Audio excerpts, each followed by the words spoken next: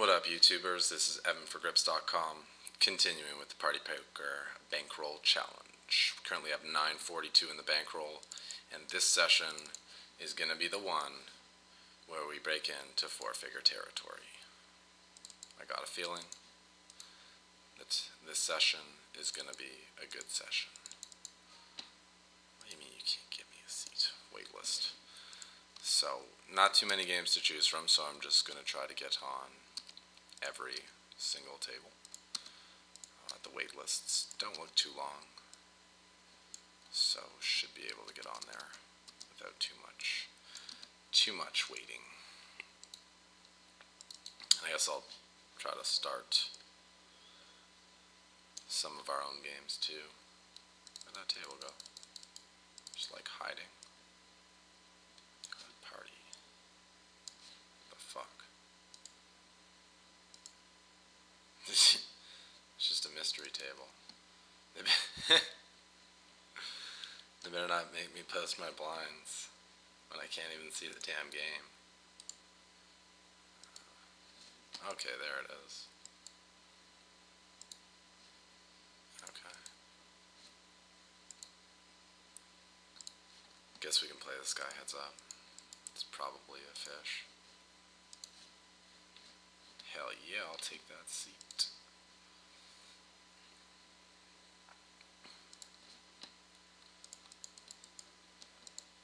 So normally I would obviously just try to get in games that are already built up and have between 4 and 6 players, but given that the action is a little slow right now, I'm willing to try to start a game.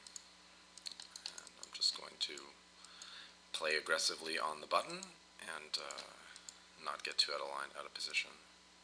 King high dry, c-bet.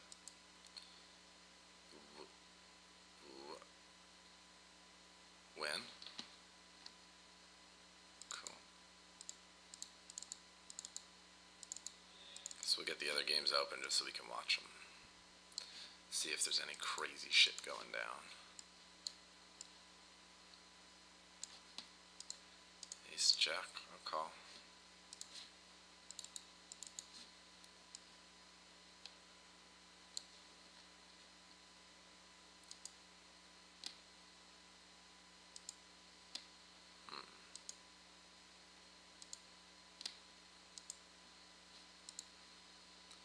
Alright, table 9. Gonna isolate the limpers. Got a hand that's gonna play well in a raised pot. And this Y spring guy, I remember him from another session on table 1. Flop bottom pair, or mid pair, with some backdoors, so I'll lead at it. And on table 9, I'll c-bet with my gut shot and over cards. Table 8, I'm going to peel with ace high heads up. Okay. Nice hand.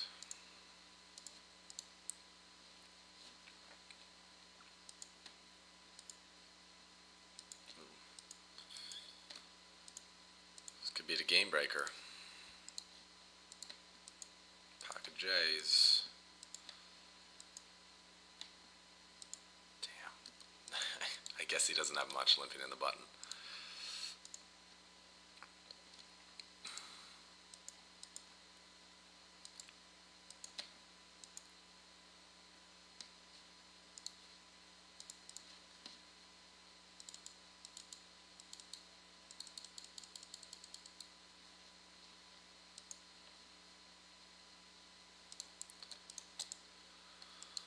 I guess if he limp folded before, might as well try to raise him up again with a playable hand.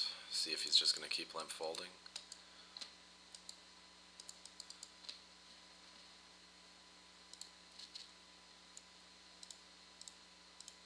Guess I'll get some full rings on the wait list too. Why not, right?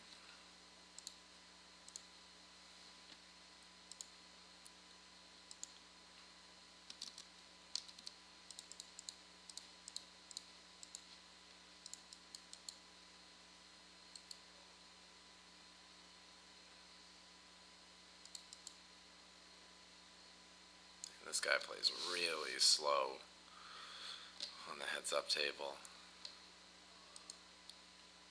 kind of annoying. Is he just over it? Oh, he's just maximum tank. Hollywood. Alright, bro. Check.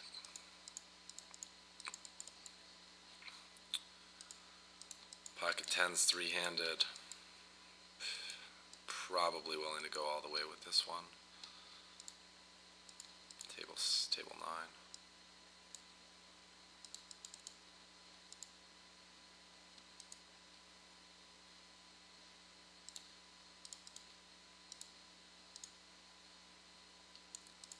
Alright, ace jack suited on the button, table 7. Obviously gonna raise. Table 1, I think he would have bet his air on the flop, so when he checks back and then bets the turn, I'm actually going to give him some credit for having a hand and just check fold.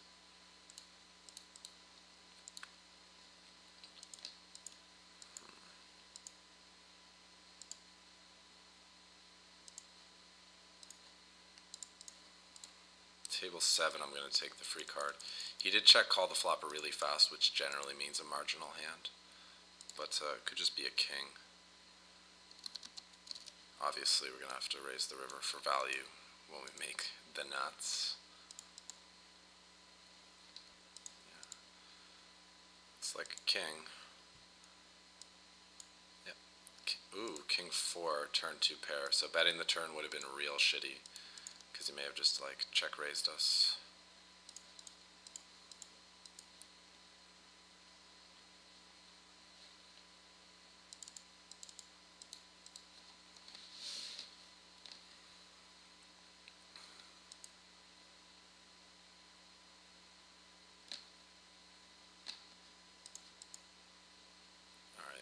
I'm over this dude, heads up. He's playing way too slow. No more action for you.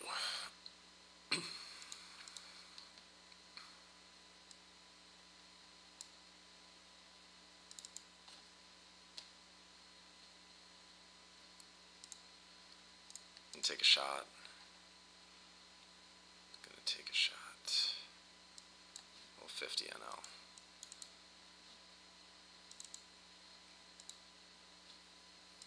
High players per flop on both of these tables that I just popped up. So, just gonna take a chance, see how it goes. And I'm comfortable. Wow. It's a pretty good flop for me. Table 4. I think I'll lead out, don't really want it to get checked through. Got a lot of equity in this pot, and if we were just to get all the money in on the flop, I can never be in that bad a shape.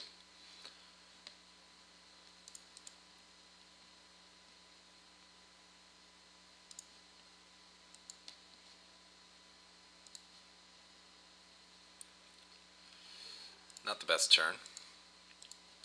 And with 2 callers, I gotta give at least one of them credit for having something, so let's check. 7's on table 7, facing a min bet. I'm not gonna fold it. He definitely could have won that pot if he wanted to put any more pressure on, but I guess he was scared. How did I brick? Maybe they both have flush draws. Wow. That's always fun. One guy had a flush draw, one guy had a straight draw. So my pair was good. Good thing I bricked.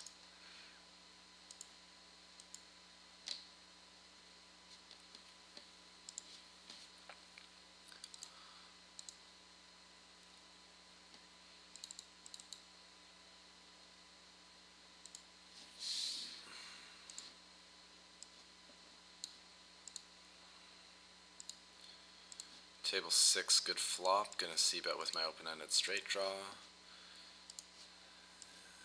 Hello, nuts.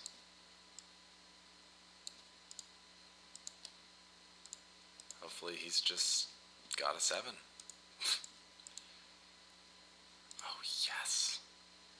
Well, he's probably not bluffing when he check raises here. So let's just get the money in now before any bad cards come off on the river. fucking had him so dead. How does he get that chop? It's absurd.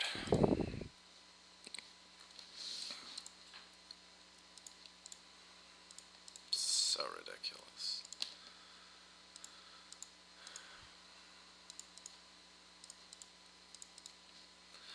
And yeah, about taking shots, like, I'm comfortable taking a shot here with 20 buy-ins in the account for 25-50 cents, since I'm not going to be playing too gambly of a style.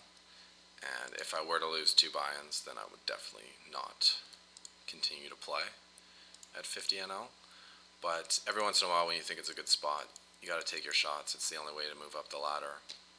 And both these games look pretty good, so I'm going to go ahead and give it my all. And they seem to play a little bit more aggressively at 50 NL.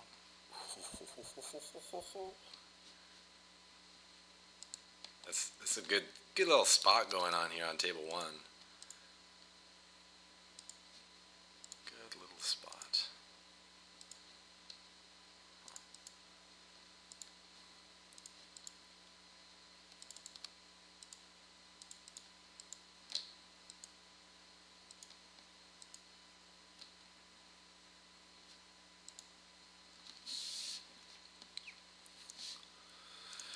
If you're going to take a shot, it's all about being disciplined about, respecting a stop loss if you set one, being willing to quit the session without having to chase your losses back, and being willing to rebuild at the lower limits if things don't go well, rather than trying to play even higher and chase your losses. That's how you decimate a bankroll really fast.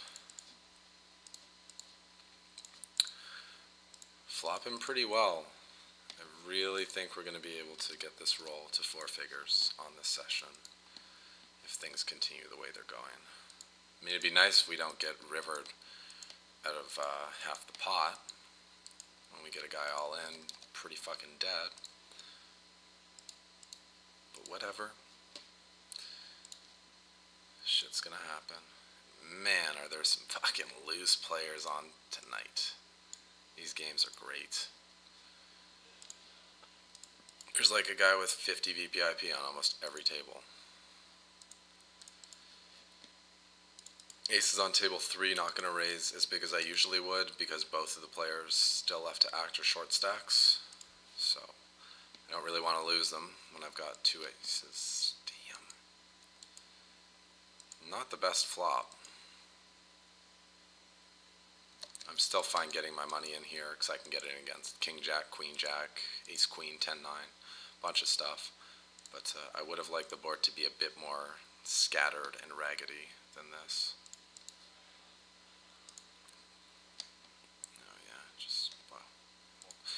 Looks like table 9 is not that good of a game. So, and actually table 8, I thought Lassester might end up being really bad, but so far he seems okay. So I'm actually going to hop off the 50 NL games.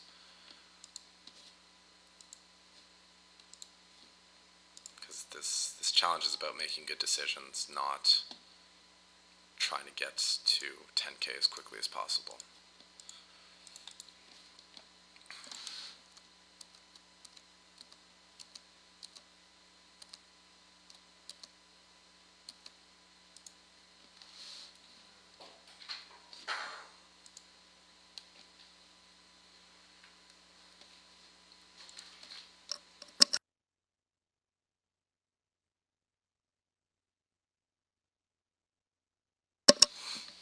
Mike's back on.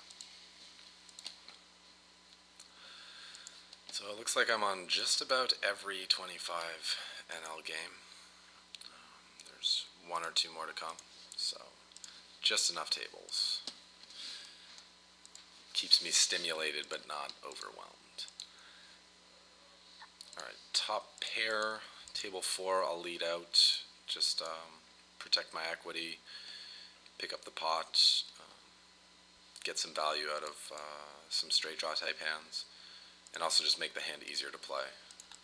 Checking and calling in this spot would be pretty tough for like getting a feel for where I'm at in the hand. And on that turn, Given that no one raised me on the flop, feeling fairly confident that jacks and fives are good here.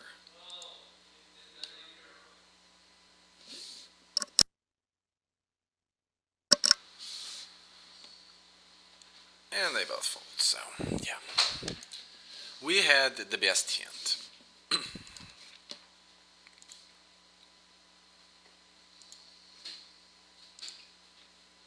Another new game starting. Gotta get there.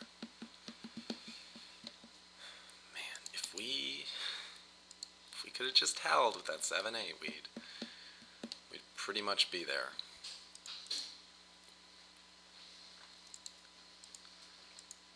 And cool thing about that hand is it also further reinforced that when people min-raise you on the turn, they got it.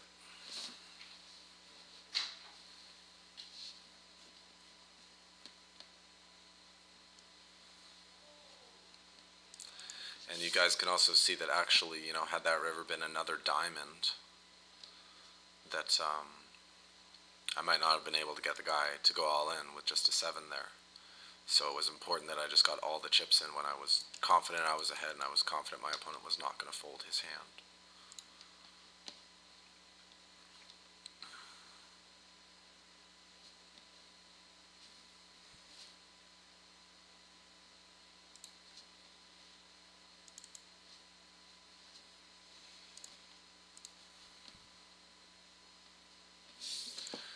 This table 2 must be good. 7 people on the wait list. Generally that's a sign that there's like a big whale in the game. But it's also a sign that you're probably not going to get on the game before that whale busts.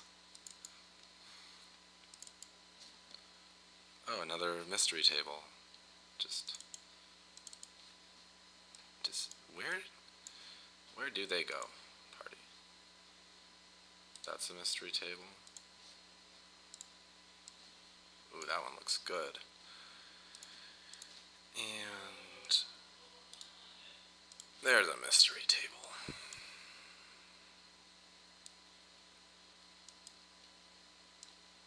Oh great, when I minimize, there they go, okay. I thought they were just disappearing when I minimized them because they were on the other monitor. Call on table 5 against the nit. I'm not trying to just get all in, and I also am fine with playing a multi-way pot with the bad player. I'm going to lead out though, try to isolate the fish in a heads-up spot. I also don't expect the tight player to try to bluff me out too much when I lead out there. I'm going to be cautious though, for him to call that bet. He could have an overpair, he could have a smaller pair, he could also have an ace. I think it's okay to bet again, but I'm probably not going to fire the river if he calls here. I also think if I check here, he's just going to bet with his entire range, and then it's like, okay, now what? I don't really know where I'm at, and I don't really know what to do.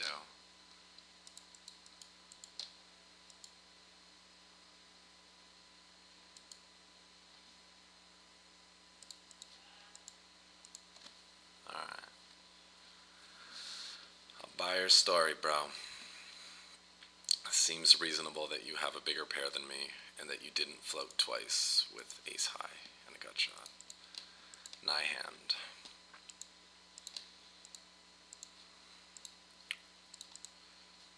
Ace is table 3. Hopefully this guy just calls us down, and the turn is not that card.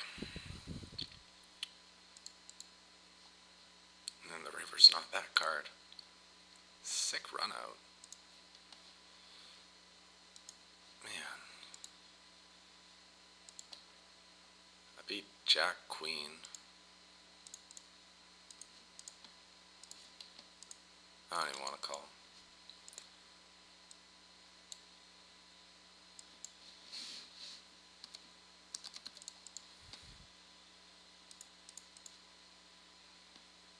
Table 1 I'm raising because he's going to continue barreling on a lot of turns, and I'm not going to know which turns are bad for me that I should call down on versus which turns are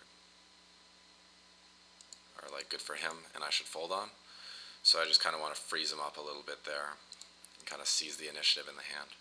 Also, I think if he re-raises me on the flop, it's pretty unlikely that 10s are going to be good. So I could actually raise fold that flop and get good information and feel comfortable about my decisions later. Okay, c-bet on table 3, just hope this guy didn't connect with the flop. On paired boards, it's like 50% less likely or something that your opponent connects, because there are only 5 cards they can have that make a pair with the board, versus on 3 different card board. I don't know what the proper terminology for that is. Whatever. On those boards, there are 9 cards they can have that would have made pairs minimum. So, top pair on table 3, feeling good. Gonna value bet heaps if these guys check through.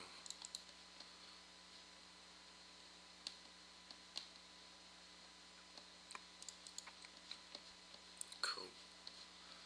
Cool.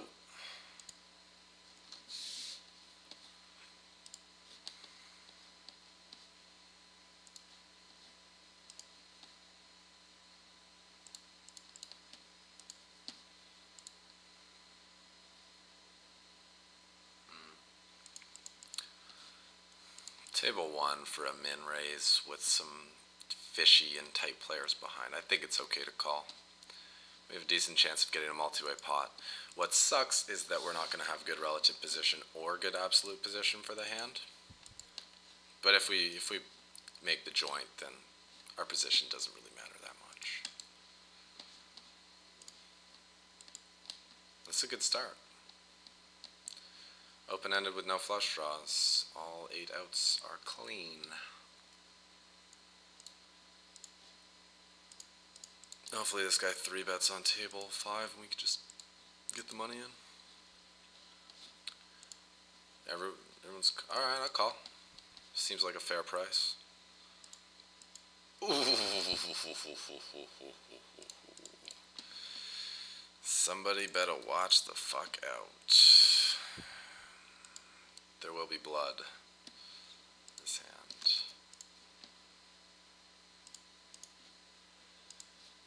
50 cents. Not gonna cut it anymore. We're gonna have to take this upstairs a little bit. But since we have like such a nutty hand, I'm actually still gonna go reasonably cheap. Try to keep everyone around. Bet again with overpair 10s. Hope that he just calls. As long as he doesn't raise, it's fine. And on that river, I'm gonna bet. Hope that I get called by like 7-8. Or 9-8. Alright, let's play for everything. You down? Kalito, 6844 XD? No? Alright, whatever. Wait a minute. Fuck. Did I bet turn on table? No, I didn't. Okay. I thought I bet turn on table 8, which is why I checked back river. But given that I did not bet turn, I should 100% have bet river. I've pot controlled my hand to the maximum, given him plenty of opportunities to fire out a bluff if he wants to. And when he just hasn't taken any stabs at the pot, it's very unlikely he ever has a better hand than us. It's almost impossible, so at that point it's an easy value bet, and we may have gotten looked up there by the queen. So, missed a bet.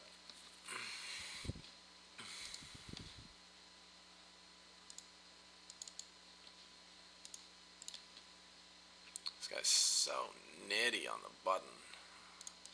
For min and facing a 40% opening range, I guess I'll call. This guy's really tight.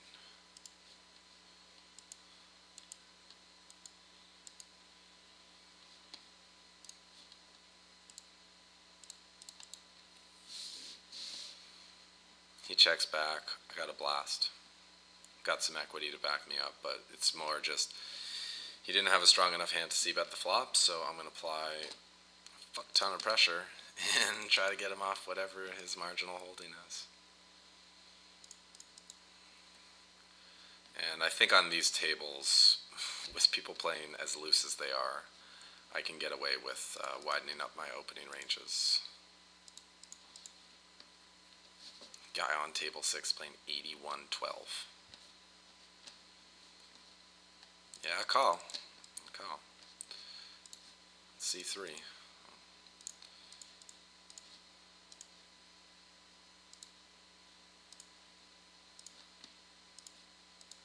Obviously not going to go too crazy with nothing but a couple of backdoors, though. 50 cents? Okay, I'll see one more. Decent. King of Hearts would have been nicer. But,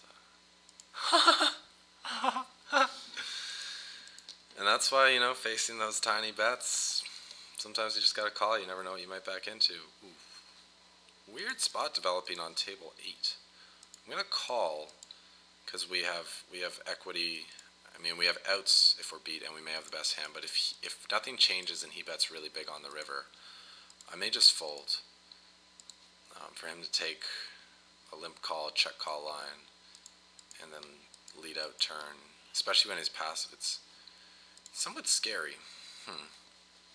Beat 2 pair now, which he might still be betting because he just doesn't know what else to do. Okay, I'm gonna be a hero. Cool. You always gotta throw in the random idiot factor when deciding whether or not you should make a fold.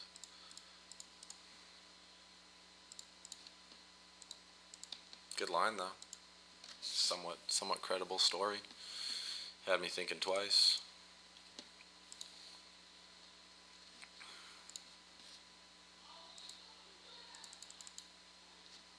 Wow, so close to 1,000. Got me pretty pumped up. This is a big milestone in this challenge.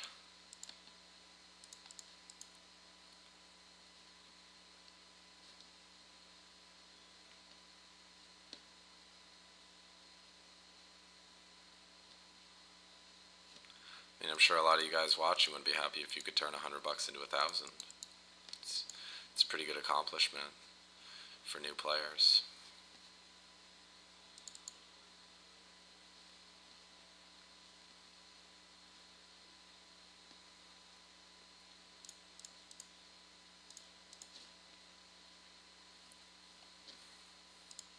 Queen 9 offsuit on table 2, not quite a good enough hand to try to take a super multi-way flop with.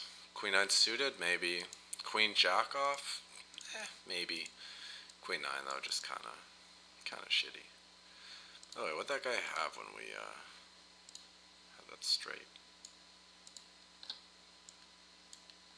10 Jack, flop top pair. Got scared on the turn.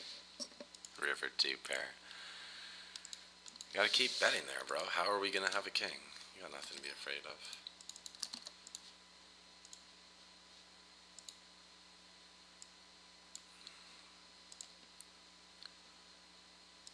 Guy's pretty nitty on table 6, so if we can call, hit a good flop, might be able to get lucky and stack them. So we hit the good flop. Now we need to play it fast. Calling the flop and raising the turn while we get more money from his bluffs. If he wants to keep betting there and we get 2 bets from his aces, raising turn just looks so strong. Whereas raising flop in these spots looks kind of bullshitty and you're less likely to get believed, so there's a better chance for him to spaz out by me just raising right away rather than calling. But he's too nitty. You don't fall for those tricks.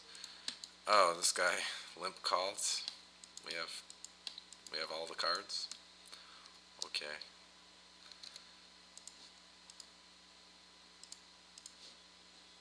Alright, I call. That's me.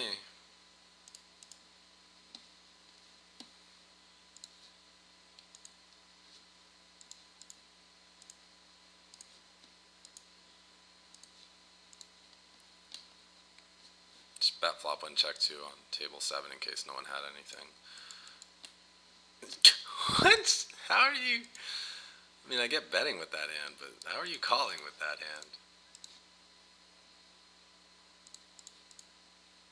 Oh.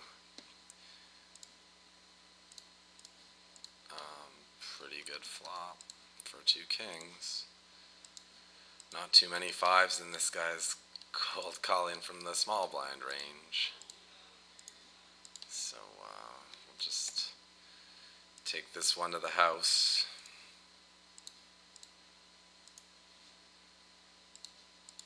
Wow, he's repping that strength. Hope he didn't like flop a boat. It's 9s, I believe. A 5 though, I do not. I do not believe a 5.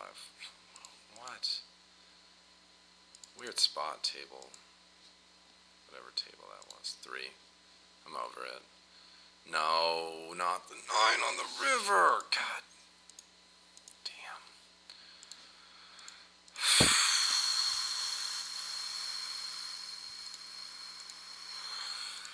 They're definitely making me work for it.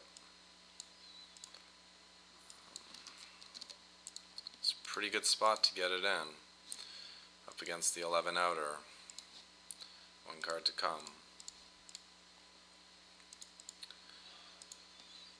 Well, nice hand.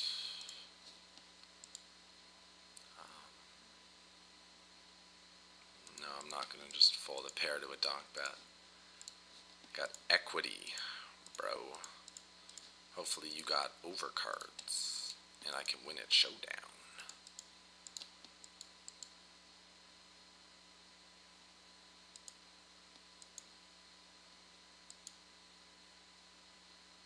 Full pot, okay. Okay, you can have it. Don't need to get too over invested with just a bottom pair. And this jack on table 9 when the flop gets checked through, I feel it's going to be the best hand an okay chunk of the time, so bet for value.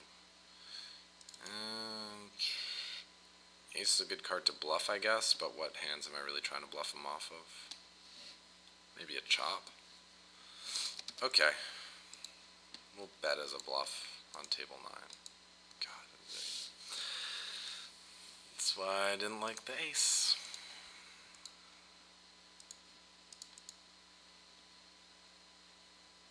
And the question is, am I check folding? Because if I'm check calling, then betting's the same, and there's no difference in value by going with a bet line instead of a check call line.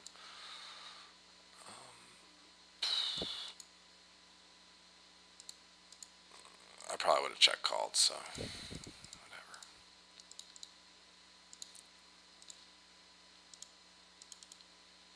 Damn.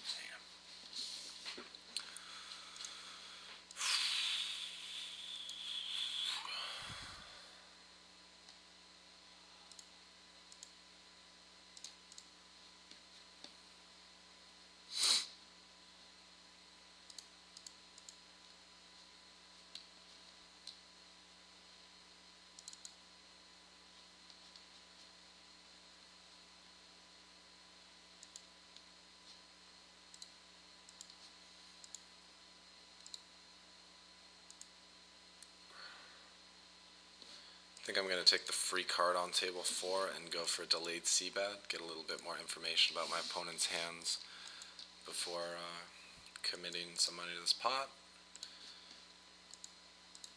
Also, you know, if they've somehow gotten lucky with that flop, like made 2 pair a set, and I can see my gutter for free and possibly get paid, that'd be sweet. When they check again, though, I'll just fire. See if we can take it away from their nothing.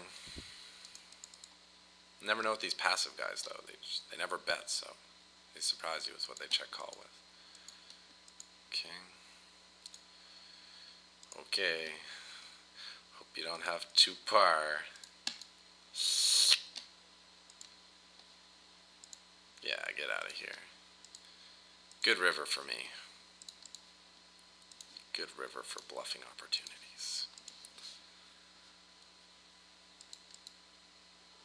I mean, what are you thinking there if you've got your full bankroll on the table and you got a queen and the guy's pretty much betting the pot when king got out there that now beats your pair and also the straights got there. You're not thinking snap call, that's for sure.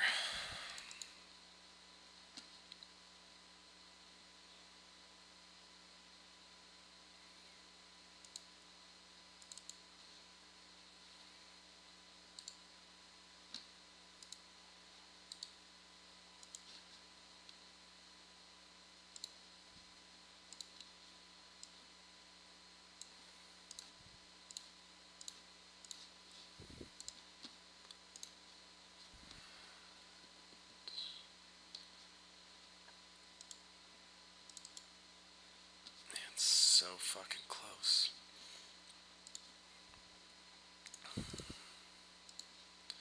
Look at how close I am to clearing this bonus. Free buy-in. Ship it.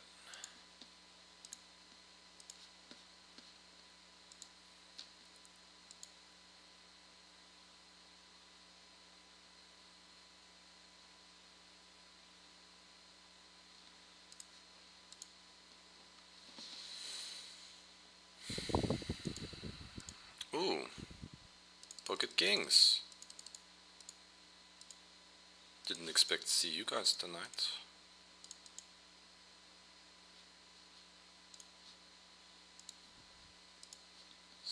Good squeeze spot too, so. Oof. That's a good flop.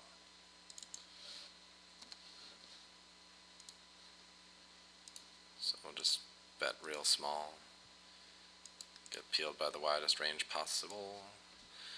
Now we have a boat. Since I probably wouldn't take a bet check bet line as a bluff, I don't really want to do it for value, so I'm just going to go with the bet small line. And now I have quads, so he can't have anything. And so I'll bet something that he can call with queens or jacks.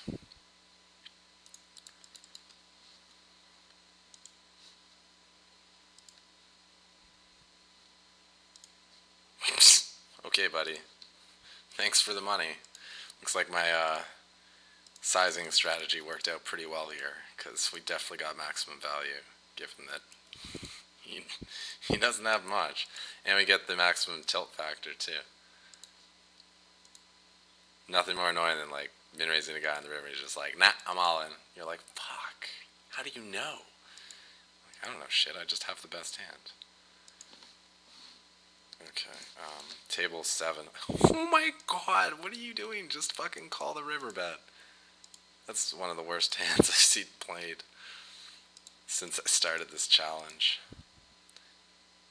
I tell you, nits, they play really tight, but then they don't have the best understanding of post-flop play, so they can still do it a lot.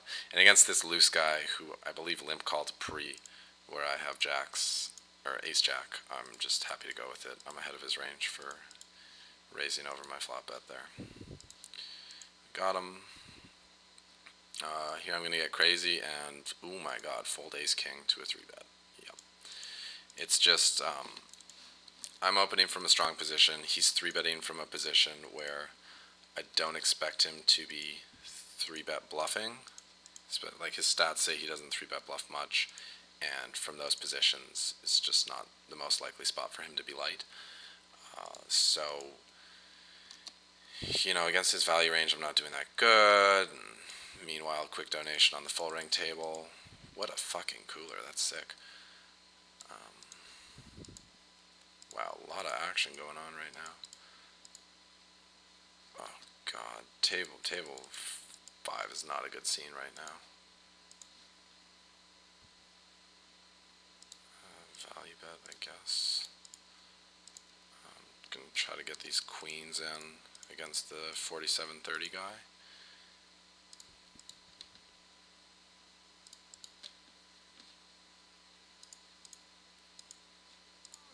Actually, given how tight this player is and the fact that he bet 3-bet the flop, I am somewhat afraid, or I was somewhat afraid of an overset. He could also just have aces, which I think a nitty player isn't going to pay off 2 more bets to, so I think I'm fine to just go for 1 bet on the river. Let's see. I think if I re-raise the flop and he has an overpair, he'll probably fold it. Aces. My hand just looks so strong if I get it in there. Although on that board he could put me on a draw. But yeah, that ace-king hand just, if I think about his range for 3-betting me to be like, let's say it's just fucking kings plus, what's the point of calling a 3-bet with ace-king and playing a pot out of position where I don't even know if I'm good if I hit and I have to play really defensively and it's just not the best spot. Oh, it's good news, boys. We have $1,040 in the roll. Fuck yeah. Gonna start playing some fucking 50 NL. But in the meantime, I'm just going to ride this session out as long as I can because these games are fucking great and people are just giving it away.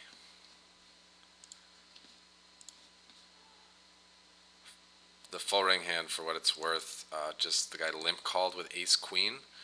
When I had aces and then check called 2 streets and then front shoved the river. Made my life pretty easy, but given what he had, I mean, tough for him. Not much he can do. He's probably telling his buddies how fucking rigged online poker is. Can't believe, man. I had a full house. I had a fucking full house. And Buddy had the one full house to beat me. That never happens in live poker. It's not fucking real. Alright, take a stab on table 7. Guys got any 2. And not any 2 that were good enough to bet the flop, so I'll represent a stronger any 2. Gut shot, table 9. We're running decent, I'll lead it. Could pick up a couple backdoor gutters too. Let's have a double gut. Double gut to the nut. Tempting 4-6, little loose. I'll pass. 7. 6-7, table 1, pop it up. Acer, 3-3-D-4-4, what you gonna do, bro? Can we take it down? Can we take it down?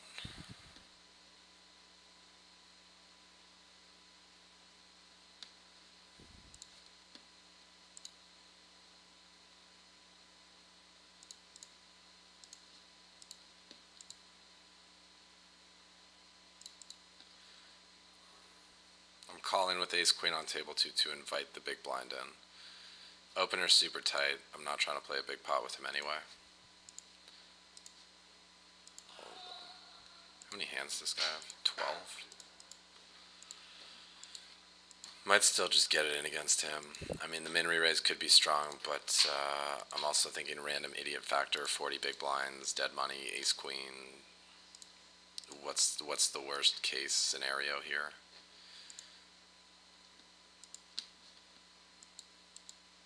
Yeah, so it's a flip.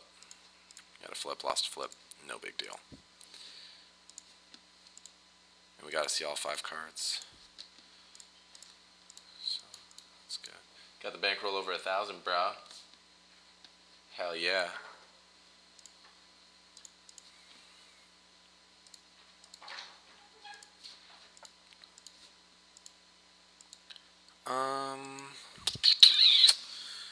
So I'll bet it out on table 7. If no one has an ace, I win. And if someone has an ace that they just check call, I get 2 shots to you, little son of a bitch. Check raising me off my gutter. Now I look stupid in front of everyone. Cruel. Alright, well. Not gonna peel.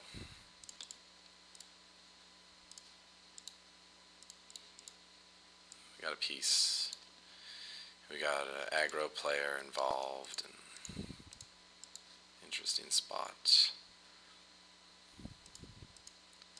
Again, this ace queen, even though it's a fine hand to 3-bet the initial opener on the button, I wanted to invite Mr. Novik in the pot. So that's why I just called. Now I put myself in a stupid spot.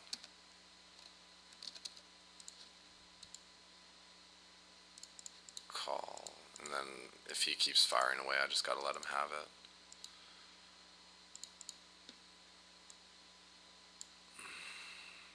Do you have a hand out here that I'm willing to get all in against a guy with a VPIP of 80?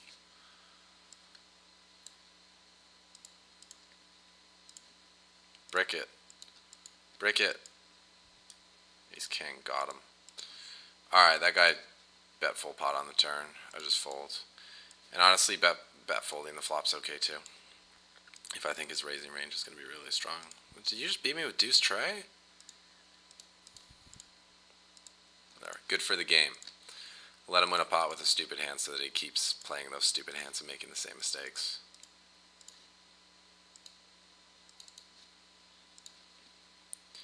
That's one way to look at a bad beat, that it's not that bad, because if it means your opponent's going to continue putting his money in as a 20% dog or whatever. That's good for you. I'm going to barrel this ace on table 7. I'm turning my hand into a bluff. The ace is a good card. Table 4, not going to multi-barrel with that turn card. And table... I'm just going to check back on table 9. I feel like I've just been like c-betting relentlessly. So I got to take a couple pots off, slow it down.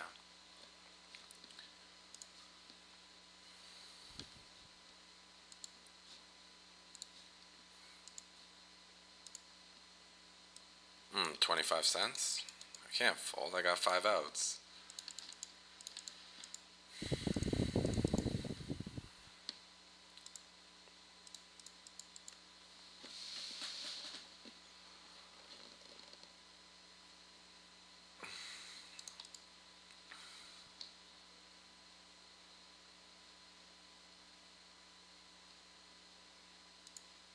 Alright, you got it.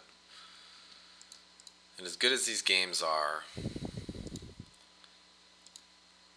I accomplished my goal this session, which was breaking through to 1,000. So rather than risking that goes sour, I'm gonna close up shop.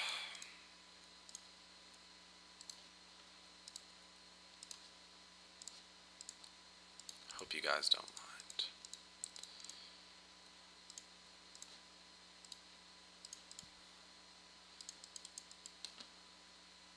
Not that I'm too worried about losing like 2 stacks, since that's what it would take to get us under 1,000, but I mean, got the goal accomplished. The video's not too long, so I don't have to make this a 2-parter.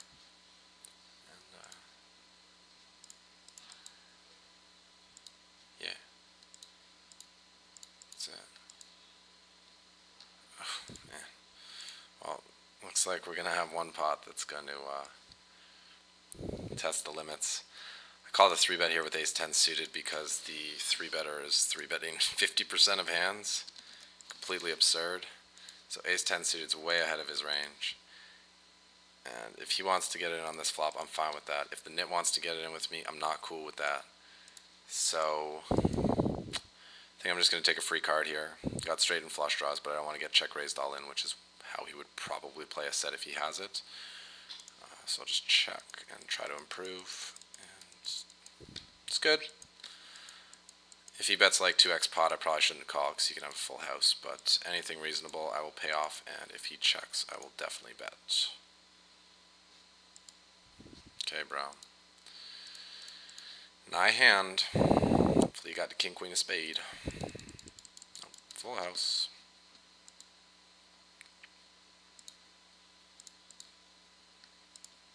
But you guys see I saved money there. If I bet the turn and get jammed on, I might feel that I need to call off. And also some people think, well, you made a flush on the river, you better get all the money in. No, not me. Play it smart.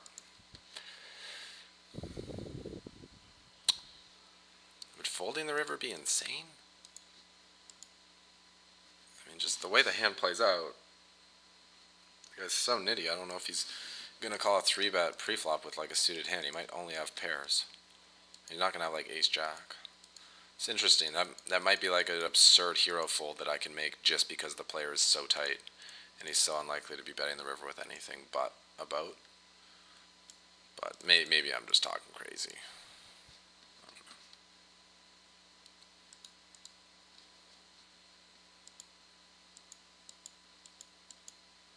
One more c-bet to go. Oh, you donk bet? Man, I really don't buy this. I really want to raise this. But after that bullshit river, it's too risky that we get under 1,000. We're not dropping under 1,000 this session. You know what? I'm not even waiting until the big blind. I'm actually going to, for once, just sit out. I'm done. Done. It's not okay. It's done. So there's the good news. The bankroll is at $1,008. Not bad for episode, I think we're at like 17. Not bad at all. So, give myself a pat on the back. Job well done. And next week we will continue with 25 NL and some occasional shot taking at 50 NL. Maybe I'll try to label some fish and chase them up the ladder. Alright, so please leave me your comments on the video page. Any suggestions or anything else you got, just send them my way. I'm all ears. I'm here to help you guys, so anything you want to talk to me about, poker related, feel free to hit me up. You guys have my YouTube account name, and you can just send me a PM on there. I hope you guys enjoyed the video. I hope you found it educational and entertaining. But I'm out. I put in my work. It's time for you to put in yours. This has been Evan for Grips.com. Go out there and get stacking.